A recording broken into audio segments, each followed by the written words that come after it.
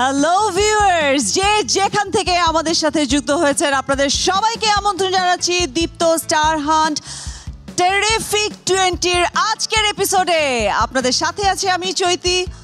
আমাদের সাথে কো-স্পন্সর হিসেবে আছে Momtaz Mehedi and superstar lighting and partners আর Eva hair oil, Vibe perfume spray, Angelic air freshener, বেলা মে, সানকুইক, আইডিএলসি ফাইন্যান্স এবং TikTok. Our wardrobe partner is Anzara and Azran. Jewellery partner is Zevar by Arohi এবং মেকওভার করেছে persona.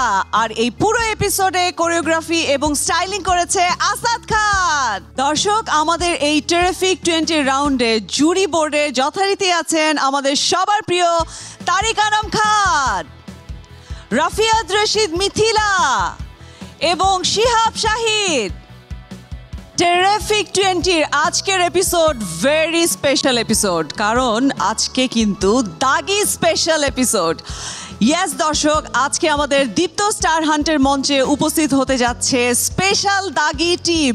Ladies and gentleman, put your hands together, the one and only Afran Nisho as Nishan এবং most glamorous তমা Mirza as Zerin.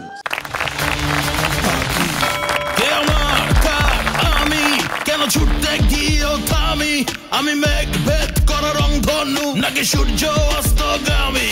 আমি শুধু নয় আসামি, আমি সেই অন্তর্যামী, যত অন্ধ চোখ আর বন্ধ মগজ খুলে দিতে পথে নামি। সো 2 বছর পরে কিন্তু নিশো এবং তমা মাসুদ এবং ময়না ক্যারেক্টার থেকে নিশান এবং জেরিন ক্যারেক্টারে চলে এসেছে। ঈদের আগেই কিন্তু আমাদের ঈদ হয়ে যাচ্ছে। সো আমি একটি প্রশ্ন করতে চাই যে কি মনে হয় যে মাসুদকে ছাড়িয়ে যেতে পারবে নিশান এবং ময়নাকে ছাড়িয়ে যেতে পারবে Zerin? It's totally different story, এখানে কাউকে কেউ ছাড়িয়ে যাবে না। অনেক অনেক ধন্যবাদ নিশো। তমা কিছু বলবে? ময়নার কথা আমি ভুলে গেছি, এখন আমি পুরোটাই জেরিন আপাদমস্তক, এবং জেরিন একটু আলাদা। দাগি নিয়ে আলাদা করে বলতে গেলে বলতে হবে যে অনেক বছর পরে এরকম একটা ভিন্ন ধরনের গল্পে কাজ করা আমার। আমরা সবাই দাগি দেখবো। শিয়াব ভাই, আপনি নিশোকে কেন কাস্ট করলেন? ও কি দাগি আসামির মতো দেখতে, তাই জন্যে? আমার মনে হয় সিনেমাতে লাগবে, তাই না? এবং সিনেমাতে আসলে নিশোকে দাগির মতো দেখা যায় কিনা সেটা দেখতে হলে আমাদের কিন্তু যেতে হবে সিনেমা হলে। দর্শক, আপনাদেরকে জানিয়ে দিচ্ছি দাগি মুক্তি পাচ্ছে ঈদের দিন থেকে ঢাকা সহ সারা দেশের প্রেক্ষাগৃহে। সো কোনোভাবেই দাগি কিন্তু মিস করা যাবে না। আমরা সবাই যাচ্ছি দাগি দেখতে। মানে সবাই টিকিট কালেক্ট করুন। আমরা টিকিট কিনে দাগি দেখতে যাবো, অবশ্যই অবশ্যই অবশ্যই। Please have a seat. জাজেস, তাহলে আমরা শুরু করছি আমাদের আজকের এপিসোড। শুরু করতে পারি? সো তোমার কাছ থেকে একটু জানতে চাই, ওরা এখন পারফরমেন্স শুরু করবে, তার আগে যদি তুমি কিছু বলতে চাও। সবাইকে অগ্রিম অভিনন্দন এবং শুভেচ্ছা। All the best. Thank you so very much. Nisho, এটা তোমাদের মঞ্চ, একদম ওভার এক্সাইটেড হওয়ার কিছু নাই, নার্ভাস হওয়ার কিছু নাই। So give your best, that's it. Thank you so very much জাজেস। Let's get started. সো প্রতিযোগীরা, তোমরা তৈরি তো? প্রথমেই আমরা চলে যাব ডেয়ার চ্যালেঞ্জের পারফরমেন্সগুলো দেখতে। আমরা ডেকে নিচ্ছি আমাদের প্রথম প্রতিযোগী ফারিহা রহমানকে। আমি যে ডেয়ার টাস্কটি পেয়েছিলাম সেখানে আমাকে চাবির রিং বিক্রি করতে দেওয়া হয়েছিল Panthapath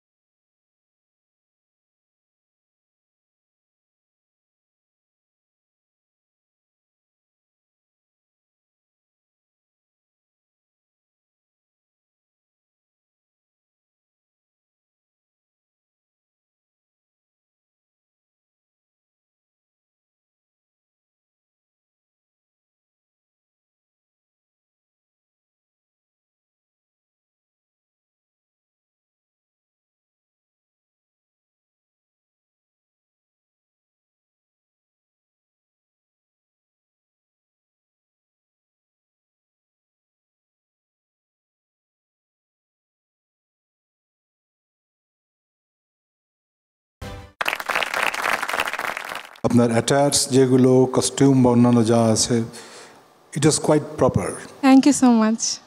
so it's quite believable. Thank you. So আমার এক্সপেকটেশন ছিল যে বিলিভেবল করার জন্য আরো অনেক বেশি লাইন্সের ব্যবহার হতে পারতো। ডেয়ার চ্যালেঞ্জের এ পর্যায়ে আমরা ডেকে নিচ্ছি সাকিব হোসেনকে। আমার ডেয়ার পার্টটা ছিল হচ্ছে একজন হকারের ক্যারেক্টার যে সাইকেলে করে স্টেশনারি আইটেম বিক্রি করে। আমি এই ক্যারেক্টারটি করেছি ধানমন্ডি এলাকাতে।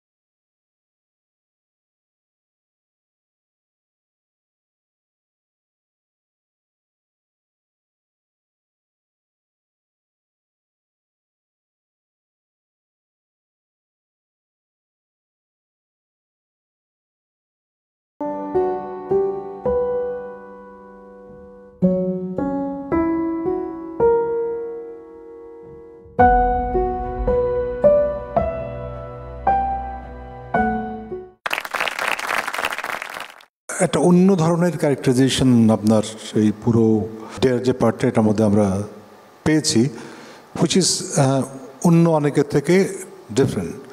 কিছু কিছু জায়গা বিলিভেবল মনে হয়নি, কিছু কিছু জায়গা মনে হয়েছে, সব মিলিয়ে ঠিক আছে। না, আমার দেখতে অনেক আরাম লাগছে, আমার কাছে খুব ভালো লাগছে। এখন আমরা মঞ্চে ডাকবো মারিয়া আক্তার মৌকে। আমার ডেয়ার সেগমেন্টে ক্যারেক্টার ছিল বেদেনি এবং লোকেশন ছিল ঢাকা ভার্সিটি।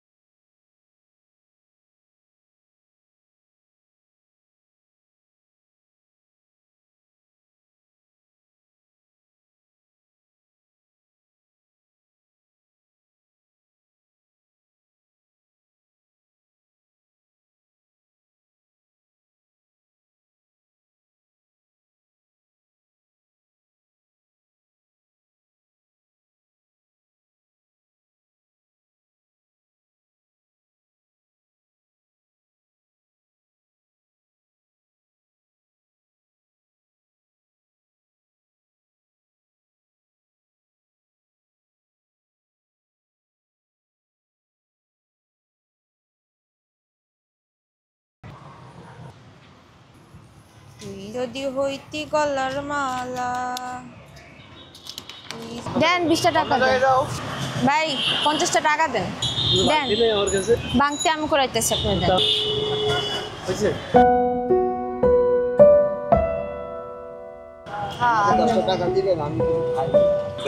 খাইবেন আপনারে আমি কিন্না দিই, খাও না। কাকা ওনার একটা কলা একটা রুটি দেন। কত হইছে 25 টাকা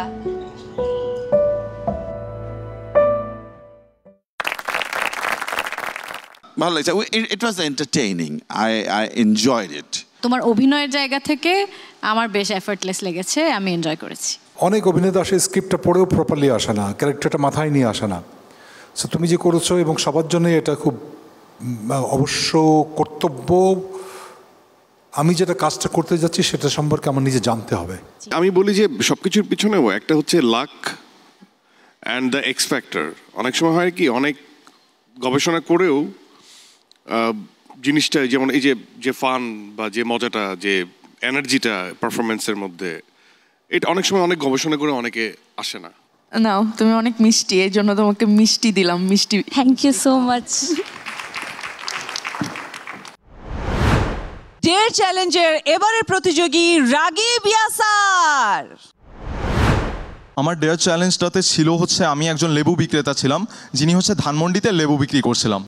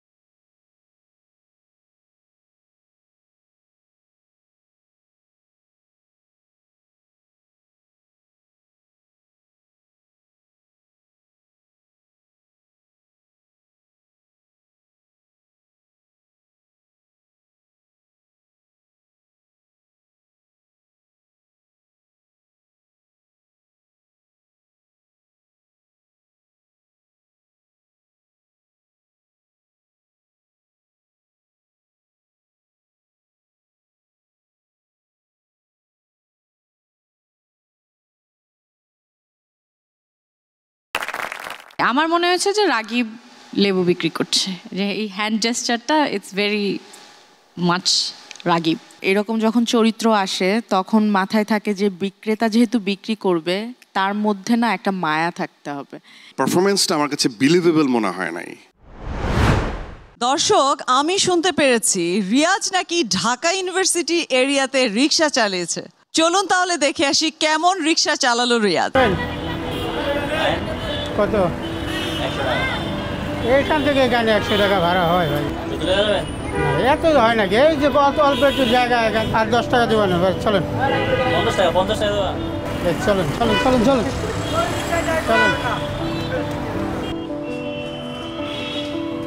ভাই, একটু দেখে তাড়াতাড়ি যান ভাই, রুগী রেখে আসছি ভাই। সারাদিন ইনকাম কেমন হয়? চলে রোজার মাসে।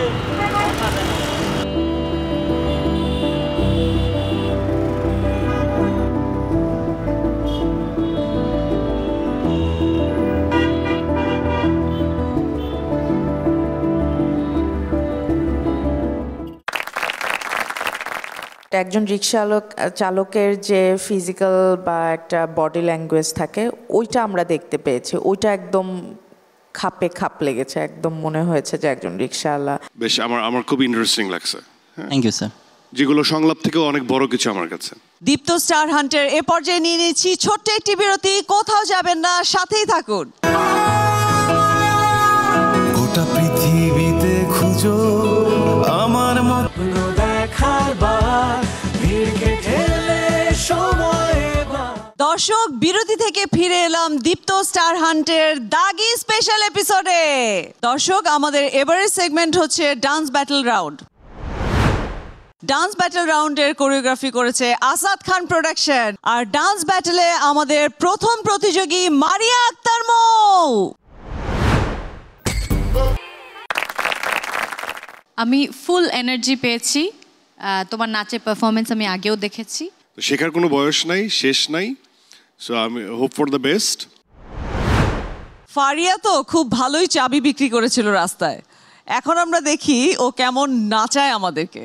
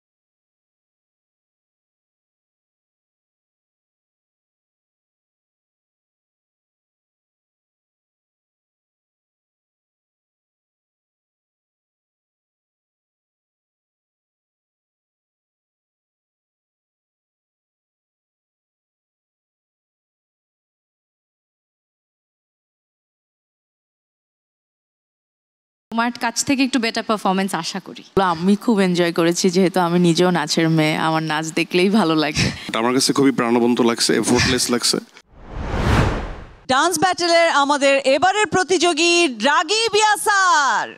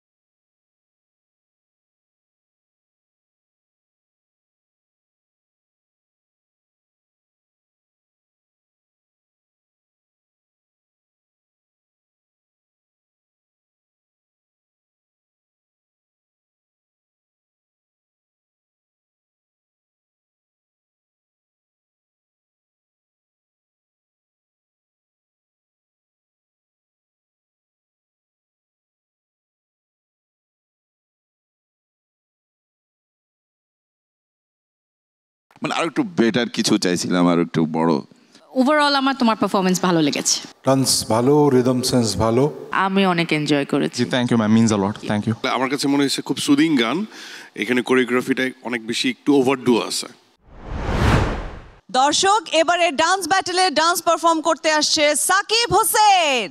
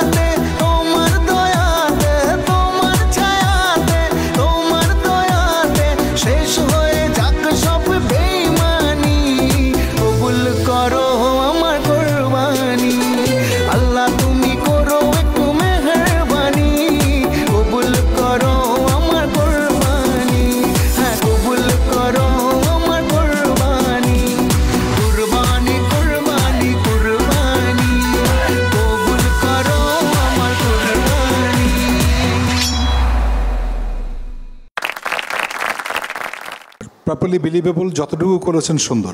এইটাই আপনার প্লাস পয়েন্ট যে আপনি যেটাই করেছেন সেটা মেকি লাগেনি। আমার কাছে যেটা সবচেয়ে বেশি ভালো লাগছে সেটা হচ্ছে যে মানে খুব ন্যাচারাল লাগছে। দর্শক এবার ডেকে নিচ্ছি রিয়াজকে।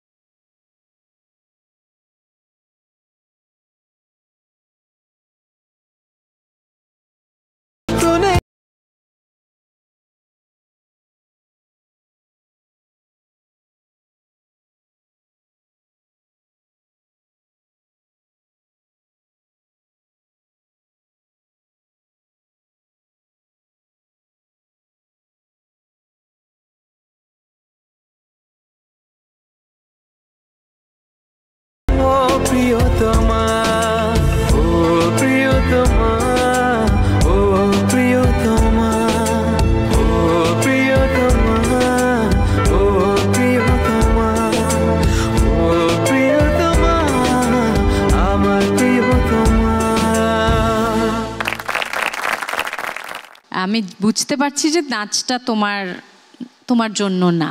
নাচ তো আমিও পারি না, তো এখানে লেখা নাই যে নাচ না জানলে পারফর্মার হওয়া যাবে না। দর্শক দীপ্ত স্টার হান্টের স্পেশাল দাগি এপিসোডে আমরা নিয়ে নিচ্ছি ছোট্ট একটি বেলামে ব্রেক। গোটা পৃথিবীতে খুঁজো আমার মতো কে তোমার এত ভালোবাসে, এই মনে খাবার ভিড় কেটে সময়। Dear viewers, welcome back to our Deepto Star Hunt Dagi special episode. দর্শক, আমরা আমাদের প্রথম দুটি সেগমেন্টের 5 জন প্রতিযোগীর সবগুলো পারফরমেন্স দেখে ফেলেছি। এবার আমাদের থার্ড রাউন্ড, সেটি হচ্ছে সিন রিক্রিয়েশন রাউন্ড। সিন রিক্রিয়েশনে ডেকে নিচ্ছি আমাদের প্রথম প্রতিযোগী সাকিব হোসেনকে। এই সেগমেন্টে আমি আসলে বাংলাদেশের কিংবদন্তি অভিনেতা সালমান শাহ স্যারের সত্যের মৃত্যু নেই সিনেমার একটা দৃশ্যে অভিনয় করার চেষ্টা করেছি। তোমার মতো মা কটা ছেলের ভাগ্যে হয়, আমি যে তোমাকে নিয়ে গর্ব করি মা, গর্ব করি। তুমি সত্যের জন্য নিজের ছেলেকেও ক্ষমা করনি। তোমার মতো মা কজনের ভাগ্যে হয়, আমার তোমাকে নিয়ে অনেক গর্ব হয় মা, গর্ব হয়। তুমি সত্যের জন্য তোমার ছেলেকেও ক্ষমা করনি। তোমার নাম তো ইতিহাসের পাতায় লেখা থাকবে মা।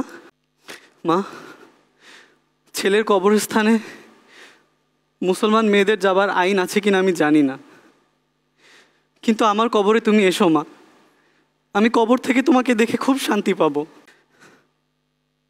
আজ যে আমাকে বলতেই হবে মা, আজ যে আমার বিদায়ের দিন, আজ আমাকে সব কিছু বলতেই হবে মা।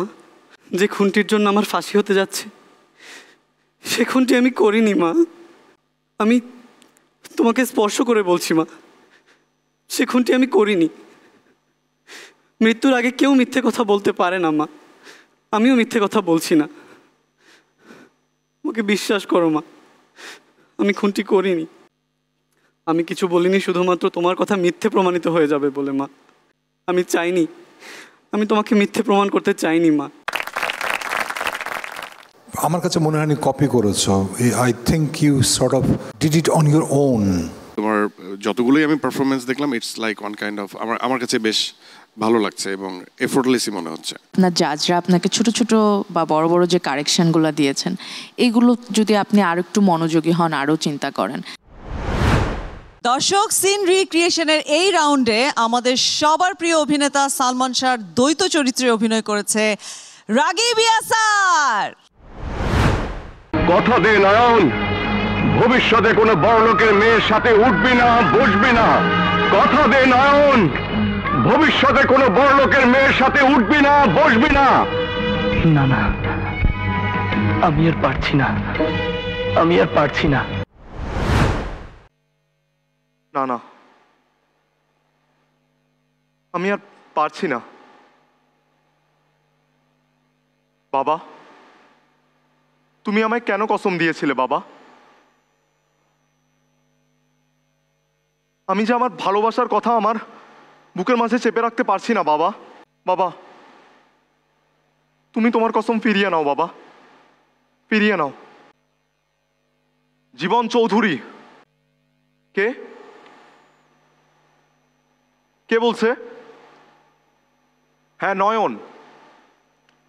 হতে পারিস তুই বিখ্যাত ধনী ব্যবসায়ী জাহিদ চৌধুরীর একমাত্র সন্তান জীবন চৌধুরী, কিন্তু তার মানে এই না যে তুই একটা মেয়ের জীবন নিয়ে খেলবি, একটা মেয়ের মন নিয়ে খেলবি। তুই একটা মেয়ে দীর্ঘ 12টি বছর নিজেকে তোর প্রেমে কাঙাল বানিয়ে নিজেকে শেষ করে দিচ্ছে,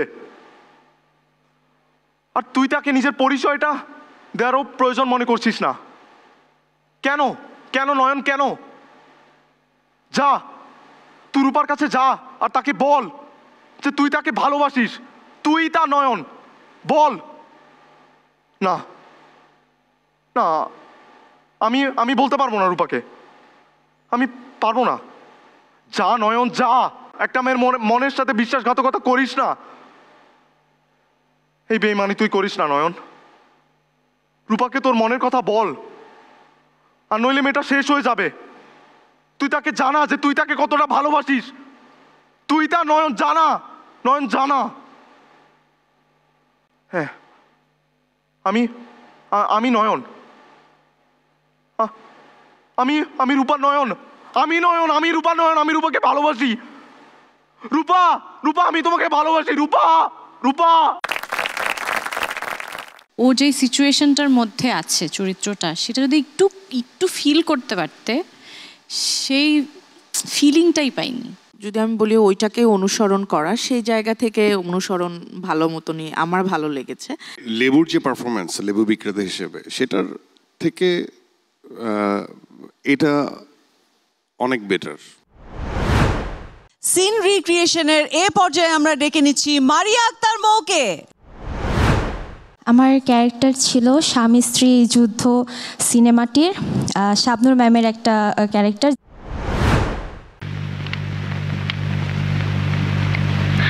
আসসালামু আলাইকুম। ওয়ালাইকুম আসসালাম। তোমাকে তো মা আমি আমার ফ্যাক্টরিতে আপনার ছেলে কাজ করে। ও তুমি আমার বৌমা? জি, এখনো হইনি, হতে চাচ্ছি।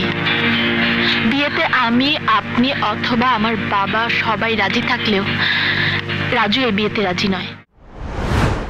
আসসালামু আলাইকুম। আমার ফ্যাক্টরিতে আপনার ছেলে কাজ করে। জি, হতে চাচ্ছি, এখনো হইনি। এই বিয়েতে আমি, আপনি অথবা আমার বাবা রাজি থাকলেও রাজু এই বিয়েতে রাজি নয়। বলুন তো মা, আমি কি দেখতে কুৎসিত? আমাকে আপনার পছন্দ হচ্ছে না? কিন্তু রাজু তা ভাবে না। এই ঢাকা শহরের অনেক বড় লোকের ছেলেরা আমাকে বিয়ে করতে চাচ্ছে, কিন্তু আমি সিদ্ধান্ত নিয়েছি বিয়ে যদি করতেই হয় আমি রাজুকেই করব। কেননা সেই আমার দেখা প্রথম শ্রমিক যে কিনা মালিকের দেয়া বোনাস সুদসহ ফেরত দেয়। রাজু আমার ভালোবাসা স্বীকার করতে রাজি নয়। শুনেছি রাজু আপনার খুব আদরের সন্তান। সে নাকি আপনার কোনো কথা ফেলে না। আচ্ছা মা, আপনি বলতে পারেন আপনার ছেলেকে আপনি কতটা ভালোবাসেন? আমি বলতে পারি রাজুকে আমি কতটা ভালোবাসি।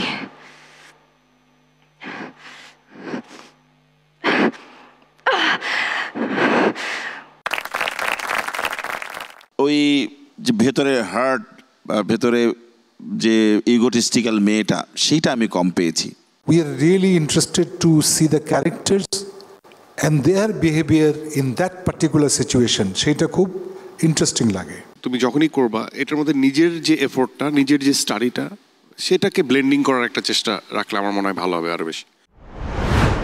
দর্শক, অভিনেতা রিয়াজের ক্যারেক্টারটি আমাদের রিয়াজ কিভাবে ফুটিয়ে তুললো, চলুন দেখে আসি। কি হয়েছে বেটা? বলো, কি আমার জন্ম পরিচয়? কে আমার বাবা? কে আমার মা? এতদিন পর এসব কথা কেন? আমি তোর বাবা, আমি তোর মা। বিশ্বাস করি না, আজ আমি কিছুই বিশ্বাস করি না। একজন কুখ্যাত ডাকাত আমার জন্মদাতা পিতা হতে পারে না। এই স্নেহের বুকে আগলে রেখে তোকে আমি মানুষ করেছি বেটা, মানুষ করেছি।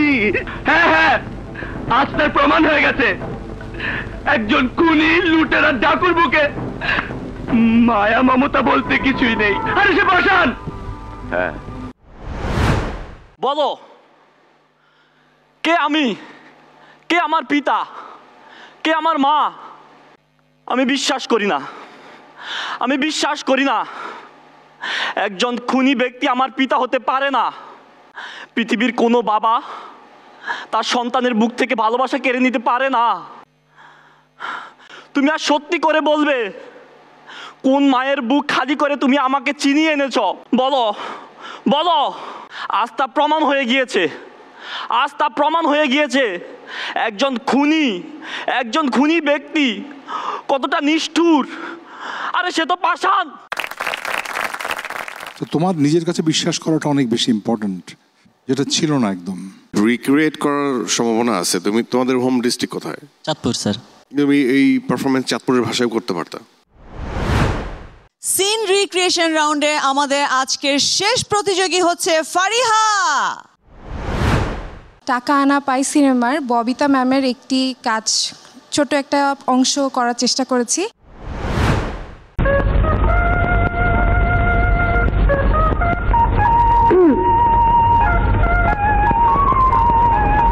সন্ধ্যাবেলায় যে দুটো লোক এসেছিল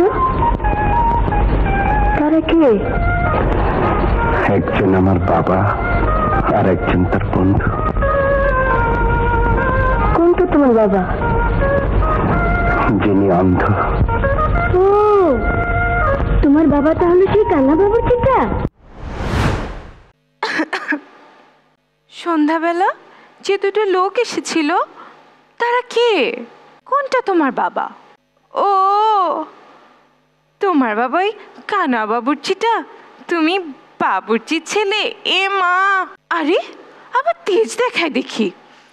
তুমি আমার সাথে মুখ সামলে কথা বলবে, আবার চুপ করে থাকে গো। তোমার মতো এরকম অজপাড়া গায়ে গ্রামের একটা উকিলের সাথে আমি কেন বিয়ে করতে রাজি হয়েছি জানো?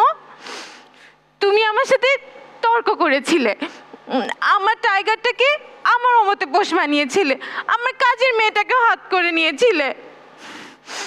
তোমাকে আমি বিয়ে করেছি যেন সব কিছুর প্রতিশোধ আমি তোমার কাছ থেকে নিতে পারি, বুঝেছেন? আপনি যদি প্রপার ক্যারেক্টারটা বুঝতেন তাহলে কপাল কুচকে এই ডেলিভারিগুলো দিতেন না। পুরো ডায়লগগুলো কপি করেছো তুমি, কিন্তু ওই যে এক্সপ্রেশনের জায়গাটায় সেই হয়নি আর কি, খুব হৃদয়ে ছুঁয়ে যায়নি। অভিনয় তো অনেক কঠিন, অনেক সাধনার, অনেক সময়ের ব্যাপার। চেষ্টা করেছেন, সেজন্য আপনাকে ধন্যবাদ। যে জিনিসটা তোমাকে করতে বলা হলো সেটা যদি তুমি একটু অবজার্ভ করতে, তার মনে হয় যে আরো বিলিভেবল হতো আর কি। আমি নিশো ভাইয়াকে একটু স্টেজে চাচ্ছিলাম ওনার সুরঙ্গ মুভির গাছ হয়ে। দীপ্ত স্টার হান্টের দাগি স্পেশাল এপিসোডে নিয়ে নিচ্ছি ছোট্ট একটি সানকুইক রিফ্রেশিং ব্রেক। জেলের দাগ একবার যার লাগছে সেই দাগি সারাটা জীবন। স্বপ্ন দেখার বার ভিড়কে ঠেলে সময়। Welcome back to our Deepto star hunt দাগি স্পেশাল এপিসোড। এক এক করে দেখে নিলাম আমরা সবগুলো পারফরমেন্স আমাদের প্রতিযোগীদের। তো এখন রেজাল্ট ঘোষণার পালা। রেজাল্ট ঘোষণার দায়িত্বটি আসলে আমি নিতে চাচ্ছি না, যেহেতু দাগি টিম এখানে রয়েছে, আমাদের ডিরেক্টর এখানে রয়েছে। সো আমি রেজাল্ট ঘোষণার দায়িত্বটি আমাদের ডিরেক্টরকে দিয়ে আমি চলে যেতে চাই। তবে তার আগে আমি পার্টিসিপেন্টসদের ডেকে নিতে চাচ্ছি আমার কাছে।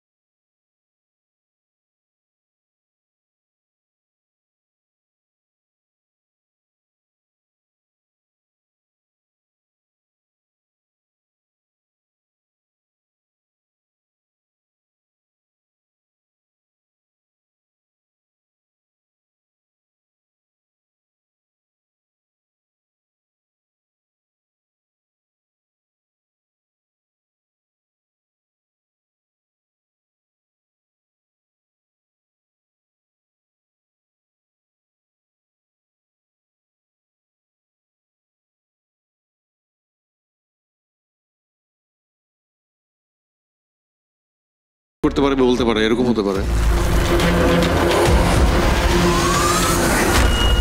এখন বুঝতে পারতেছি জীবনের লক্ষ্য।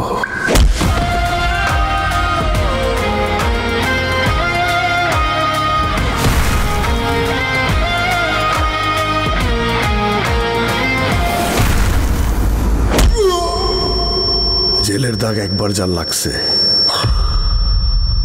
সেই দাগই সারাটা জীবন। সংলাপটা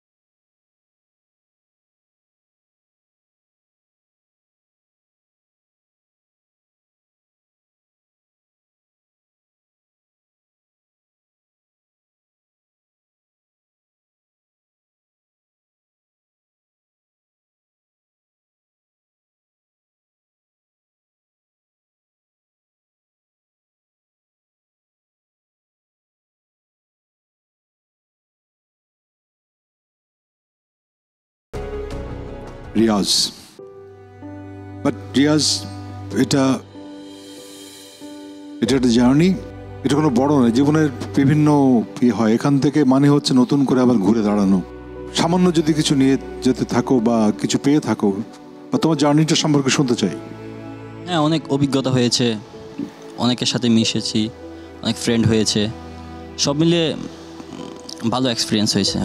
অনেক অনেক শুভকামনা রিয়াজ, তোমার যাত্রা এখানেই শেষ হচ্ছে, কিন্তু যাত্রা আসলে শেষ হচ্ছে না, এখান থেকে তোমার নতুন যাত্রা শুরু হচ্ছে। ভালো থেকো। সেই সাথে পেয়ে গেছি আমরা আমাদের সুপার 16-এর 4 জন পারফর্মার, তাই না? সো তোমরা চলে যাচ্ছ সরাসরি সুপার 16-এ। Let's have a huge round of applause for our super 16। আমাদের এই পর্বের কন্টেস্টেন্টদের মধ্যে আজকে আমরা পেয়ে গেছি ইভা নন স্টিকি হেয়ার অয়েলের সৌজন্যে beautiful hair of the day. পেঁয়াজের গুণ সমৃদ্ধ ইভা হেয়ার অয়েল চুলকে করবে ঘন, সিল্কি ও স্বাস্থ্যোজ্জ্বল। দর্শক, এবারে আজকের এপিসোডের সবচেয়ে beautiful moment. Yes, Eva hair অয়েলের পক্ষ থেকে আজকের beautiful hair of the day হচ্ছে ফারিহা। স্বপ্ন দেখার বার, ভিড় কেটেলে সময় এবার, সামনে দাঁড়াবার খুঁজছে তোমায় মঞ্চ। কন্টেস্টেন্টদের মধ্যে আমরা পেয়ে গেছি ভাইভ পারফিউম স্প্রের সৌজন্যে magnetic man of the day. Vibe perfume spray নিয়ে এলো 4টি লং লাস্টিং ইউনিক ফ্রেগ্রেন্স যা আপনাকে রাখবে ফ্রেশ সারাদিন and you will be the centre of the attraction all day long. Vibe perfume স্প্রের পক্ষ থেকে আমাদের আজকের magnetic man of the day হচ্ছে রিয়াজ। স্বপ্ন দেখার বার ভিড়কে ঠেলে সময় এবার সামনে দাঁড়াবার খুঁজছে তোমায়। আমি আসলে জানি না যে নিশান তার লক্ষ্য খুঁজে পাবে কিনা, কোন লক্ষ্যটা খুঁজে পেয়েছে সেটি জানার জন্য কিন্তু আমাদের সবাইকেই যেতে হবে দাগি দেখতে। দাগি মুক্তি পাচ্ছে ঈদের দিন থেকে ঢাকা সহ সারা দেশের প্রেক্ষাগৃহে। সো আমরা যাচ্ছি, একেবারেই শেষ পর্যায়ে চলে এসেছি আমরা বাড়ি ফিরতে ফিরতে দাগির একটি গান শুনতে চাই।